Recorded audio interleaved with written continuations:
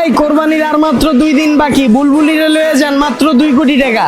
ভাই, আপনি সেই ভাইরাল গরু বিক্রেতা না, যে গার্লফ্রেন্ড না পুষে গরু পুষে সফল হয়েছেন? হ্যাঁ ভাই, আমি সেই যে গার্লফ্রেন্ড না পাইলা আজকে গরু পাইলা সফল উদ্যোক্তা। আচ্ছা ভাই, আপনি একটু বলেন, এত নাম থাকতে আপনার এই গরুর নামটা বুলবুলি কেন রাখতে গেলেন? ভাই বুলবুলি তো আমার আইডল, ওর লেগে তো আজকে আমি সফল। ভাই, যদি একটু জানতে চাই, আসলে এই বুলবুলিটা কে? ভাই আমার এক্স ছিল। কি বলেন ভাই, আপনার এক্স গার্লফ্রেন্ডের নামে গরুর নাম দিচ্ছেন?